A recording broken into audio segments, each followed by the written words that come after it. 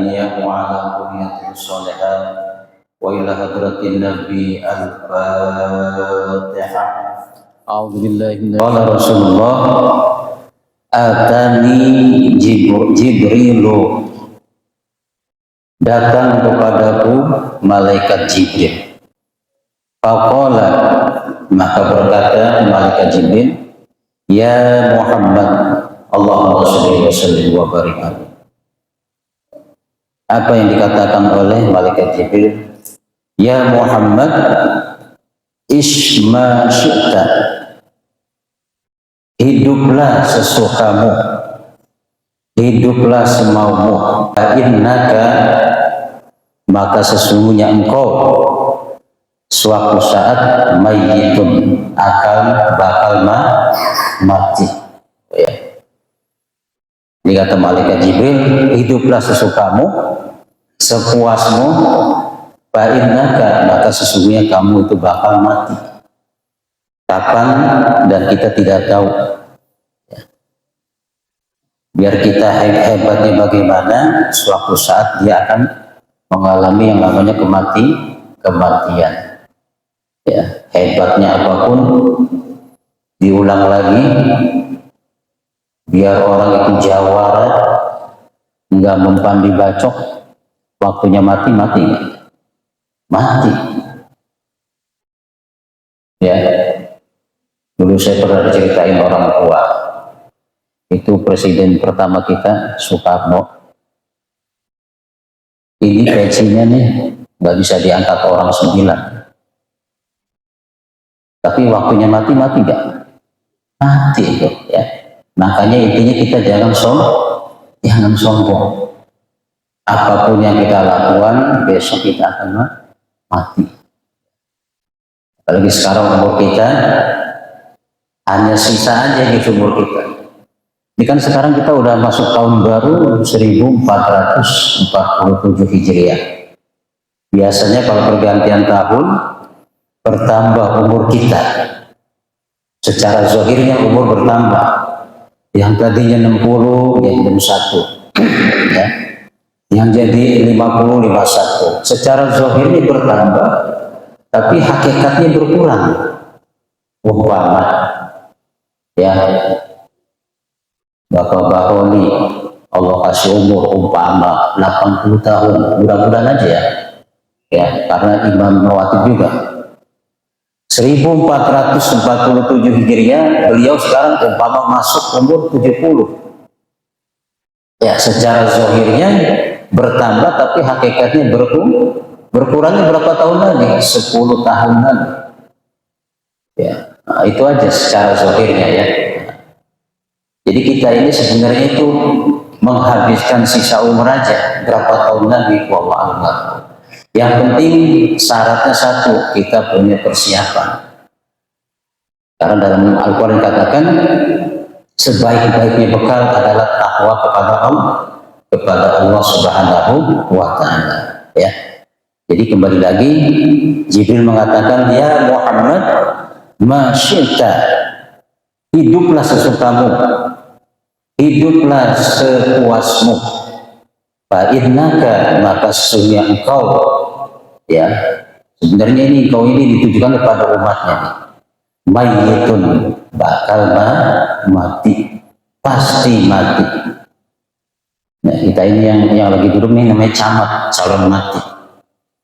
Ya, bukan pasti mati, calon mati. Cuman belum tahu. Makanya dikatakan dalam hadis, al-maut babun, mati itu merupakan pintu. Ya. Jadi kematian itu merupakan pintu, kata Rasulullah. Wa kullun nas dahiluhu, nanti manusia memasuki itu satu-satu. Jadi satu-satu masuk ke pintu itu, ya, kata Rasulullah itu. Al-maut babun, kematian itu merupakan pintu. Wa kullun nas dahiluhu, dan manusia itu akan memasuki pintu itu. Ya, siapapun, tua muda, ya, anak kecil, bahkan anak yang baru lahir itu, kalau sudah dikatakan, ya, tidak bisa dimajukan, tidak bisa diundurkan. Ya, jadi di peringatan kita nih, buat umatnya Rasulullah Shallallahu Alaihi Wasallam. Ya. Jadi biar sehebat apapun kita besok bakal mati. Ya, harta yang kita peroleh banyak, besok kita tinggalkan. Kalau kita nggak ibadah sayang, ya. Kita hidup di dunia ini kan suruh ibadah kita. Nah, ibadah itu inilah yang perlu kita harus dilaksanakan. Jangan sampai ibadah itu ditinggalkan. Terutama sholat lima waktu, ya jangan ditinggalkan. Ini merupakan perintah dari Allah Subhanahu wa Ta'ala. Yang kedua, wa ahbib ma syi'ta ya Muhammad. Apa yang kedua? Senangilah, cintailah apa yang kamu suka. Fa'innaka, maka sesungguhnya engkau ya Muhammad, mufariquhu, nanti akan berpisah. Ya. Jadi kata malaikat Jibril, cintailah apa yang kamu suka, senangilah apa yang kamu suka, maka sesungguhnya engkau nanti akan berpisah. Sama siapa dia? Sama yang kau cintai, sama yang kau cintai, sama yang kau sukai. Kita punya harta banyak, cinta, besok kita tinggalkan harta. Ya, istri yang cantik, anak-anak yang cantik, besok kita tinggalkan. Nah, makanya kita, mari, saya mengajak khususnya untuk diri pribadi saya, mari kita sama-sama mencari amal kebaikan. Fastabiqul khairat, berlomba-lomba dalam kebaikan. Jadi kita boleh suruh cinta tuh, tapi besok yang kita cintai itu akan berpisah. Anak kita, istri kita akan berpisah. Kekayaan yang kita punya, besok kita tinggalkan. Kalau kita dulu hidup di dunia, sering beramal, sering bersedekah, enak. Nanti amal sedekah itu yang akan menolong kita. Ya. Itu sedekah itu luar biasa itu. Jangan dikira dianggap sepele. Kata Rasulullah dalam hadis katakan, as-shadaqatu tasuddu sab'ina baban minasud. Dengan bersedekah itu 70 pintu mara bahaya, di 70 pintu kecelakaan akan menolak gara-gara sedekah. Ya. Sedekah jangan dianggap sepele. Walaupun hanya 2.000, itu luar biasa sedekah. Ya, sedekah luar biasa. Bahkan di dalam hadis lain dikatakan orang pelit, walaupun dia ahli ibadah, pelit, nggak suka sedekah, ahli ibadah, sholat tahajudnya luar biasa, puasa sunnahnya luar biasa, tapi nggak suka sedekah, la yadkhulunal jannah, gak bakal masuk surga. Ya. Al-bahil, ya, la yadkhulunal jannah, orang pelit itu gak bakal masuk surga walau kana zahidan, sekalipun dia zuhud. Zuhud apa sih artinya? Di zuhud ini tingkatan paling tinggi, ya. Kalau model-model kita belum bisa, tapi ya kita pelan-pelan, ya.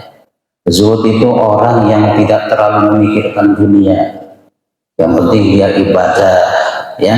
Rumah jangan kebocoran, makan bisa ada. Nggak terlalu silau dengan dunia itu zuhud.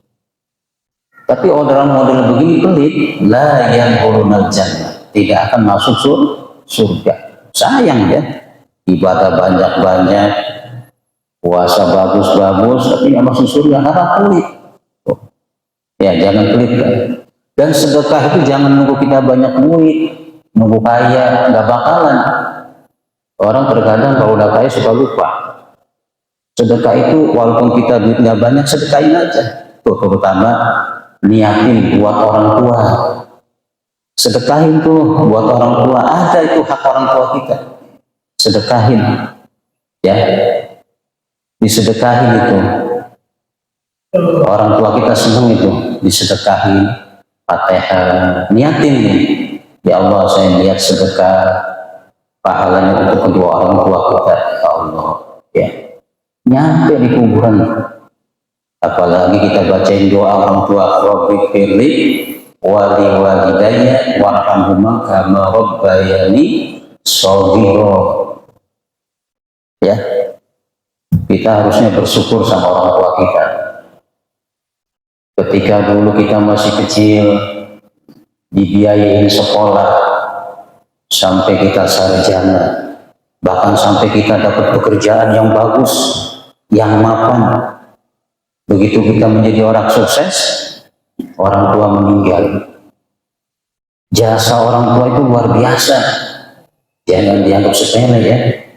Sekurang-kurangnya doakan, bacain Fatihah, ya Allah. Kita kalau nggak ada orang tua nggak bakalan jadi kita. Ya. Bacain Fatihah, insya Allah sampai Fatihah di kuburan ya. Kalau ada saudara kita yang bilang nggak nyampe, biarin aja. Ya. Ini artinya kita nih maaf ya saudara kita ya. Bentar-bentar bilang bid'ah, ya. Bid'ah, ya Allah. Ini gampang amat. Ntar kalau udah bid'ah bilangnya dolala, sesat. Kalau udah sesat apa? Inna neraka. Kayak yang punya kakeknya aja di neraka ya. Ya Allah. Udah dalam ungkapan seorang guru besar dari Mesir ya, namanya saya kalau nggak salah teringat ucapan Kiai Sofwan Izomi itu. Apa kata dia tuh? Profesor Dr. Umar Abdul Kahfi mengatakan, ini bukan hadis, dia mengatakan al bid'atu fil ibadah la fil adah. Kata dia ya, al bid'atu fil ibadah la fil adah. Bid'ah itu berkaitan dengan ibadah, ya, boleh tuh, la fil adah, bukan karena tradisi. Kalau orang-orang Hindu kan kayak tradisi ya. Ada orang istri kita 4 bulanan ya bikin ini, itu tradisi, bukan bid'ah tuh kata Profesor Dr. Umar Abdul Kahfi. Al bid'atu fil ibadah. Bid'ah itu urusannya dengan ibadah. Umpama sholat maghrib 3 rakaat ditambahin jadi 4, nah itu bid'ah, itu mengada-ngada. Ya, kalau tradisi orang-orang kita biasa 7 bulanan, ya, nginjek telur, itu ada tradisi aja, tradisi yang kebiasaan, tapi tidak bersekutu kepada Allah. Oh ya, orang-orang hebat pintar dia memberikan suatu permasalahan. Al bid'atu fil ibadah la fil adah. Jadi bid'ah itu berkaitan dengan ibadah. Yang sholat 3 menjadi 4, nah itu mengada-ngada. Kalau tradisi kita ada nginjek telur, itu namanya ada.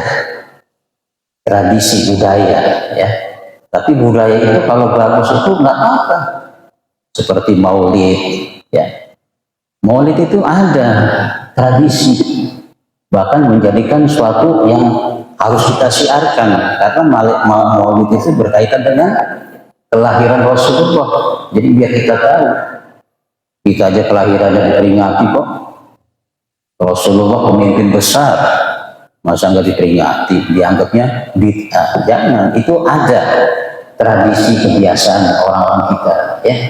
Kayak baca Yasin, ada silsilahnya. Tuh ulama-ulama dulu tuh, ya, yang bikin tuh. Kita tinggal baca aja. Kadang-kadang kita masih protes aja, ya Allah. Orang dulu cakep. Kita baca Yasin ada silsilahnya tuh, diurut dari Nabi, dari para syuhada, baru pada ahli kubur tuh, diatur. Dan di dalam Yasin tahlil ada Al-Qur'annya tuh, baca kulhu, falaq tuh. Ulama-ulama dulu bagus ngatur tuh. Kita sekarang yang menerapkan. Ya, jadi gitu ya. Jadi kembali lagi, wa ahbib ma syi'ta, cintailah senangilah apa yang kamu suka, fa innaka mufariquhu, maka sesungguhnya engkau besok akan berpisah. Makanya kita diajarin sama Nabi, kita itu jangan terlalu lengket, jangan terlalu renggang. Kalau kita lengket, kita akan berpisah. Biasa aja kita hidup ya. Kalau terlalu renggang, kita suatu saat membutuhkan bantuannya. Coba kalau kita nggak suka bertetangga, ketika kita punya hajat, malu kita mau ngomong, padahal nggak suka ngobrol. Ya. Nah inilah yang dikatakan hidup sosial begini, hidup bermasyarakat. Jadi gitu ya. Jadi apa yang kita sukai, besok mereka itu akan berpisah. Anak kita, istri kita, saudara kita, semua akan berpisah. Boleh kita cinta, jangan keterlaluan. Ya. Wa ahbib ma syi'ta fa innaka mufariquhu. Cintailah apa yang kamu suka, maka sesungguhnya engkau mufariquhu akan berpisah. Ya, akan meninggalkan mereka. Siapa dulu? Wallahu alam, kita nggak tahu ya. Lalu yang selanjutnya kata malaikat Jibril, ya Muhammad, wa'mal ma syi'ta. Beramallah apa yang kamu suka. Fa innaka mazziyun bihi. Maka sesungguhnya engkau nanti akan dibalas dengan amal yang kau perbuat. Nah, di dunia ini kita beramal, berbuat baik di dunia. Karena di dunia ini kita intinya ini mencari ridhonya Allah, mencari apa yang Allah perintahkan. Ad-dunya darul amal. Dunia ini tempatnya beramal ya. Kita ibaratkan petani lagi bercocok tanam, cari amal, ya, cari kebaikan. Buat apa? Buat nanti di akhirat. Wal akhiratu darul jaza. Sedangkan kampung akhirat itu merupakan kampung pembalasan. Kalau di dunianya kita melakukan yang baik, nanti Allah balas yang baik lagi. Sholatnya, ya, kehidupan bermasyarakatnya baik, nanti Allah balas lagi tuh. Maka dikatakan wa'mal ma syi'ta, dan beramallah apa yang kamu suka, fa innaka mazziyun bihi. Sesungguhnya engkau nanti akan dibalas sesuai dengan perbuatan kita. Kalau di dunia kita baik, insya Allah dibalasnya dengan baik. Maka kalau orang meninggal itu nanti ketahuan di akhirnya. Ya, kalau orang udah diselamat dalam kuburan udah enak tuh, udah tenang aja. Makanya dikatakan kuburan itu pos pertama menuju akhirat. Makanya kuburan itu dikatakan perbatasan antara dunia dan akhirat, kuburan. Ya. Jadi saudara kita, orang tua kita yang sudah meninggal itu pindah alam. Dari alam dunia ke alam barzah, alam kubur. Pindah doang itu, hakikatnya nggak kelihatan. Ya. Nah kita sekarang yang lagi duduk ini namanya masih alam dunia, belum meninggal. Ini orang kalau dari kuburannya selamat enak. Ya. Makanya kalau orang meninggal itu tergantung amalnya. Kata Nabi, dikatakan ya dalam kitab Riyadhus Shalihin, dikatakan orang meninggal itu kalau amalnya baik, amalnya bagus, husnul khotimah, itu si mayit itu ngomong, qaddimuni, qaddimuni, ayo segera kubur saya nih. Oh. Makanya maaf, dalam Islam itu kalau ada orang meninggal buru-buru kuburin, ya, jangan diinepin, jangan ditunggu ntar anaknya ini yang dari Australia, anak yang dari Amerika. Apa kalau anaknya datang dari Amerika masih hidup, tetap aja mati. Ya, kan dulu Kinur Sopatoir pernah cerita tuh, lagi dia mondok dikabarin engkongnya meninggal, yaitu Haji Burtado kan engkong itu. Lapor tuh Kinur Sopa sama gurunya, guru ada apa? Saya ada kabar dari Jakarta. Ya, engkong saya meninggal. Terus mau ngapain? Rencana mau ke sana. Apa kata gurunya? Apa kalau kamu pulang hidup ngomong enggak, ya udah kalau enggak di sini didoakan. Ya, sampai begitu. Ya, doain. Jangan kita ngikut tradisi non Islam. Kita buru-buru segerakan ya, karena orang kalau yang meninggalnya orang baik itu dia mengatakan qaddimuni, ayo buru-buru kubur saya nih. Dia tahu tuh kuburan itu nikmat. Ya, kalau orang sudah di kuburannya nikmat enak, kesononya udah aman. Ya, makanya kalau orang di kuburan kalau nggak punya siksaan enak dia tidur aja. Nanti sore Kemis diizinkan oleh Allah suruh nengok anaknya, ya, nengok istrinya, keluarganya. Itu mereka itu ahli kubur di rumah kita ada. Dia ngelihat kita nggak bisa ngeliat dia. Karena apa? Alamnya sudah beda. Dia alam barzakh, kita alam dunia. Ya, makanya doakan orang tua kita. Ya, mereka selalu menanti doa kita. Terutama anaknya, ya, doain orang tua kita. Saya tahadus bin nikmah, bacain Fatihah buat orang tua kita. Ya. Kita belum sempat membahagiakan, belum sempat memberikan sesuatu, mereka sudah berpulang ke rahmatun. Ya. Jadi kata Nabi, kalau orang yang meninggal baik, dia mengatakan qaddimuni, ayo buru-buru kubur saya dia. Tapi ada lagi, kalau yang meninggalnya orang banyak dosa, suka maksiat, sama, cuman beda omongannya. Apa kata dia?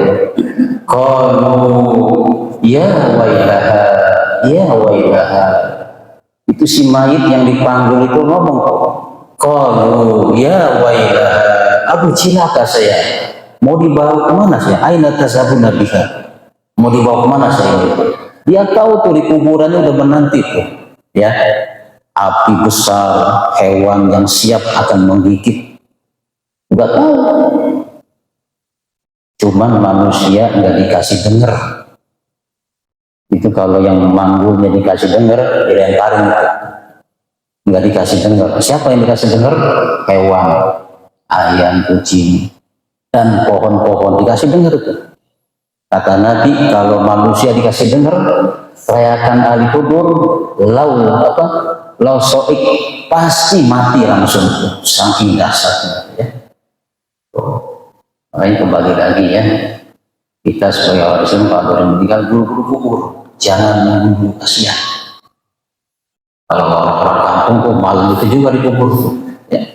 Supaya apa tuh orang yang dapat keringanan di kubur enak ya tidur. Kalau orang di kuburannya tenang udah enak tidur aja dia. Nanti sore Kemis diizinkan. Tapi kalau orang yang punya dosa disiksa setiap hari. Ya, makanya kita disuruh kata Nabi itu, Allahumma inni a'udzubika min adzabil qabri wa min adzabil nar wa min fitnatil mahya wal mamati wa min fitnatil masiihid dajjal. Minta kita supaya dijauhkan dari siksa kubur. Jadi siksa kubur itu ada, tergantung amalnya. Kalau amalnya baik, enak kita tidur aja. Bahkan di dalam keterangan Nabi, orang yang mendapatkan kenikmatan kubur itu kuburannya diperluas menjadi 20 meter. Kelihatan kita hanya sekian meter kali sekian ya. Itu diperluas, nikmat. Ya. Kalau udah kita di kuburan selamat enak, pesonanya udah enak pokoknya. Nah orang tua kita nih yang punya dosa maaf, kita doakan supaya mereka mendapatkan ampunan dari Allah.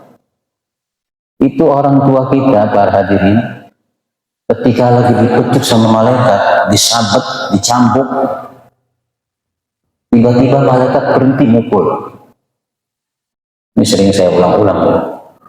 Sampai si ahli kubur nanya, wahai malaikat, kenapa engkau berhenti memecutku? Tiap hari engkau mencambukku, memukulku. Apa kata malaikat? Aku nggak sanggup. Kenapa? Noh anak kamu yang di dunia lagi baca doa buat kamu tuh. Rabbi firli wali walidayya warhamhuma kama rabbayani Sogiro. Ini gara-gara baca doa begini, orang tua diangkat siksaannya. Ya Allah, kalau kita baca setiap sholat luar biasa ya. Orang tua kita menanti doa anaknya. Ya, makanya baca Fatihah. Kita ziarah kemana-mana, bila orang tua dilewatin, ya Allah, nggak pernah didoakan. Padahal dulu lagi orang tua hidup kita dibiayai. Ya, doakan orang tua hidup. Dia selalu menanti doa kita, khususnya anaknya. Ini kalau laki-laki ini, kalau doa itu cepat itu. Ibarat pos itu pos kilat, cepat itu doanya. Perempuan juga sampai, cuma nambah. Hebatnya tuh ya. Hebatnya anak laki-laki itu. Dia kalau doa buat orang tua, cepat tuh, kayak pos kilat. Perempuan juga sampai, cuma pelan, lambat. Bacain doa orang tua kita ya. Termasuk saya juga nggak ada orang tua ya. Doakan. Kita belum sempat ngasih kesenangan beliau, udah nggak ada. Doakan. Sekurang-kurangnya doain. Orang yang sering ngedoain orang tua, insya Allah hidupnya berkah. Berkah hidupnya. Karena orang tua itu sahabatnya ada kita. Kita jadi orang sukses, ingat sama orang tua didoakan. Insya Allah berkah kita. Ya. Coba Bapak, Saudara laksanakan saja, nanti bisa kelihatan nanti. Ya. Jadi yang ketiga kata Rasulullah, wa'mal ma syi'ta fa innaka maziun bihi. Beramallah sesukamu, fa innaka, maka sesungguhnya kau maziun, akan dibalas. Kalau kita berbuat baik, dibalas kebaikan. Tapi kalau kita berbuat yang nggak benar, dibalas juga sesuai dengan amal yang kita peroleh di alam dunia. Lalu selanjutnya, wa'lam, dan ketahuilah, anna syarafal mu'min, sesungguhnya yang dikatakan orang mukmin yang mulia itu siapa dia? Qiyamuhu billail. Orang yang mulia, yang dikatakan mukmin yang mulia itu orang yang bangun di waktu malam. Ketika orang tidur dia bangun, luar biasa. Tahajud, maknanya di sini sholat tahajud, sholat malam. Ya. Baca itu ya, sholat tahajud 2 rakaat, tutup dengan witir 1 rakaat, udah enak. Sholat tahajud luar biasa nih. Ketika orang sedang tidur pulas, kita bangun, ya Allah. Ini sholat pahalanya luar biasa. Ya, Allah senang sama hambanya tuh. Ketika malam sunyi dia bangun bermohon, Allah senang. Allah nggak bosan hambanya setiap hari minta doa. Malah Allah senang, gembira. Coba kalau kita minta pertolongan orang, ada batasnya. Ya, kalau Allah nggak ada batasnya, malah Allah senang. Minta kapan saja Allah siap. Asal kita yang benar-benar. Ud'uni astajib lakum. Mintalah kepadaku, niscaya aku akan kabulkan doa itu. Tapi nggak langsung.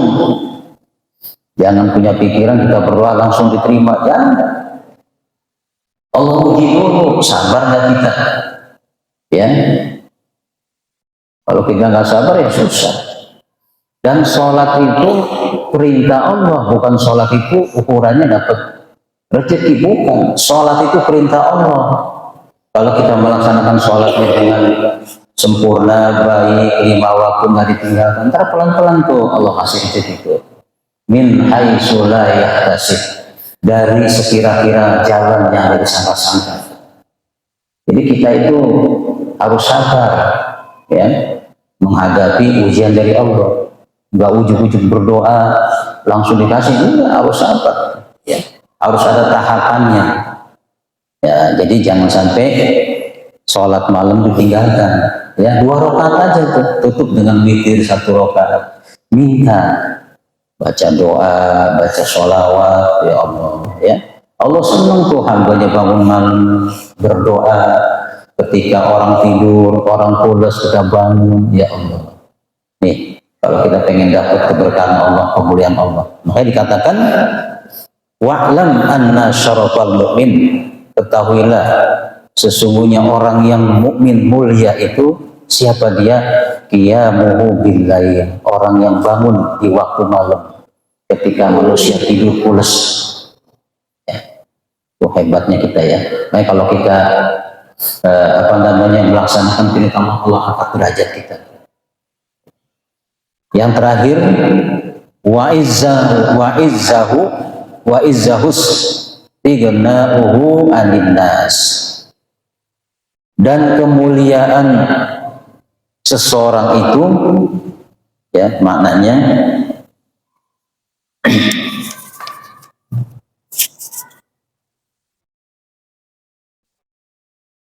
kemuliaan orang itu bukan dipandang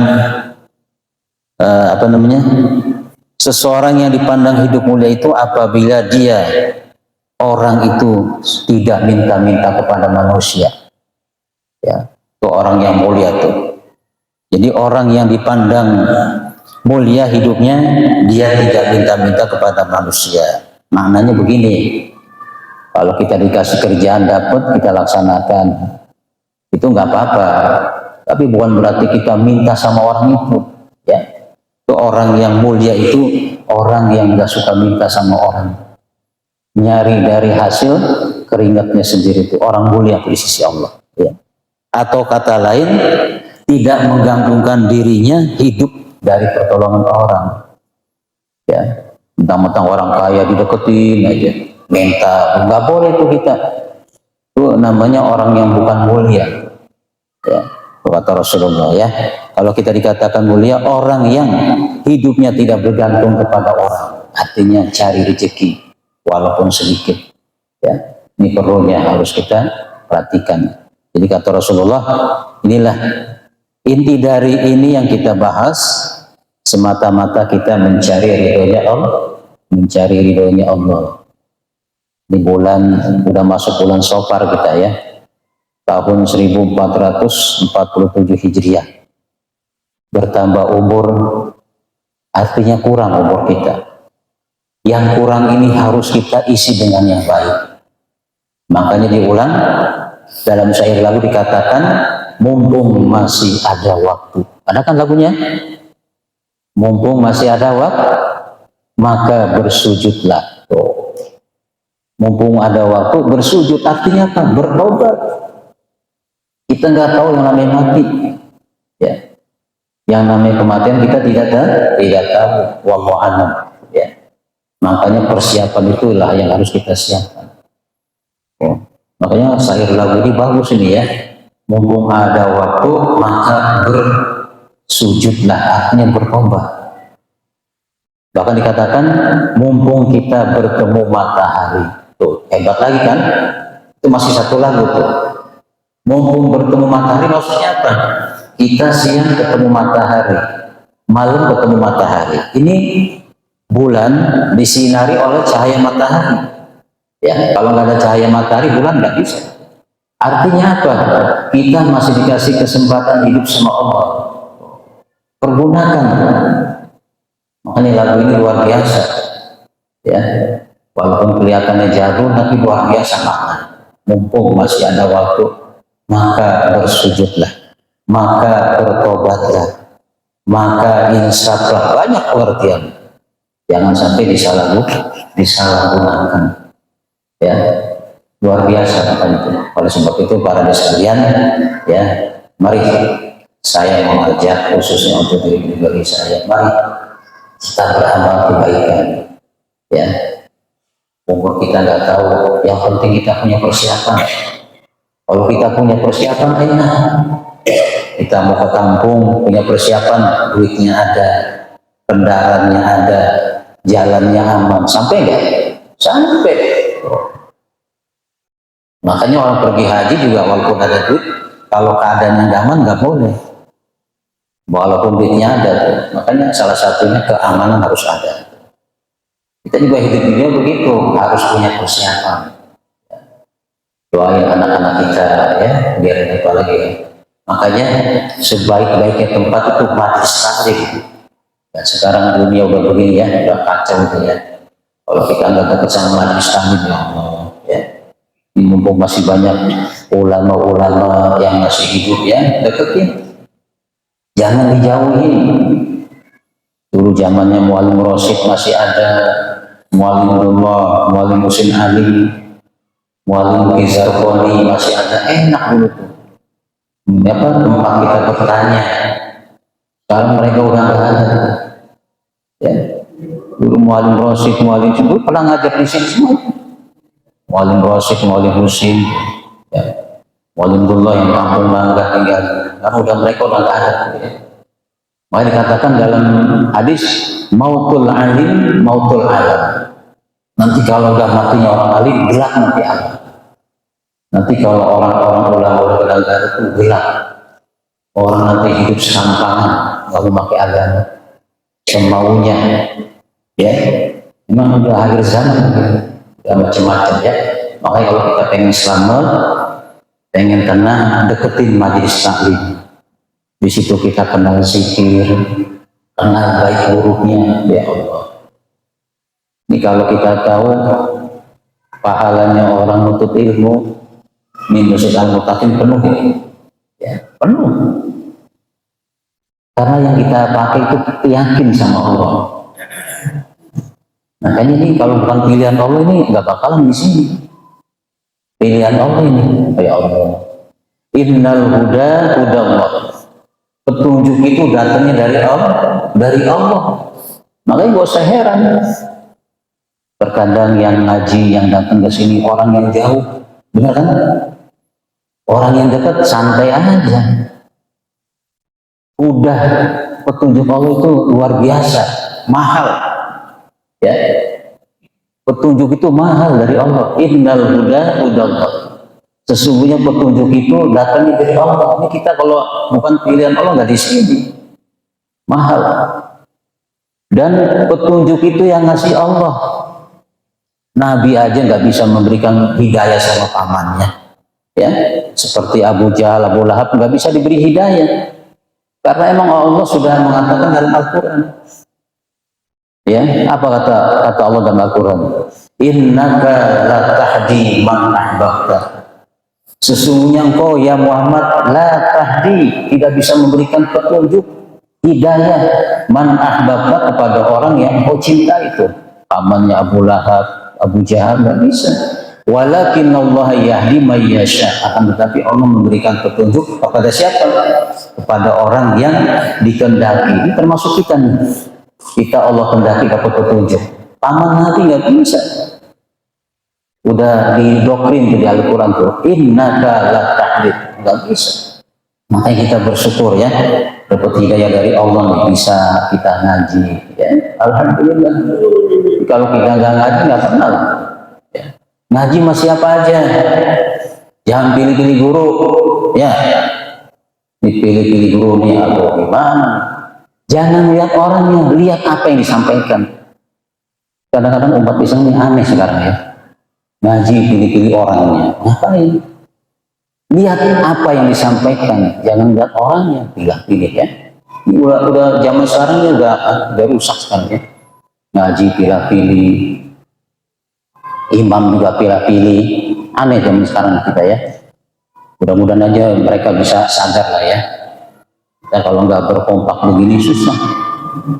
Ini musuh kita banyak nih para hadirin sekalian. Ya. Yang mengancam umat Islam banyak nih. Kita harus kompak. Kalau umat Islam kompak, insya Allah mereka takut. Jadi kita dipecah-pecah mau sih. Perkara sepele dipecah mau, diginin mau ya. Kita harus bersatu. Selama dia masih menghadap Allah, Al-Qur'annya sama, Nabi Muhammadnya sama, saudara kita. Ya, perbedaan biarinlah, jangan dibesarkan. Persamaan yang kita, ayo kita sama-sama ya. Kalau kita kompak ini enak, ngaji enak ya. Pada hari ini sekalian, Allah Subhanahu wa taala, ini saja ya yang dapat saya sampaikan. Mudah-mudahan ada manfaatnya buat kita sekalian. Alhamdulillahirabbil alamin. Kurang lebihnya mohon maaf. Assalamualaikum warahmatullahi wabarakatuh.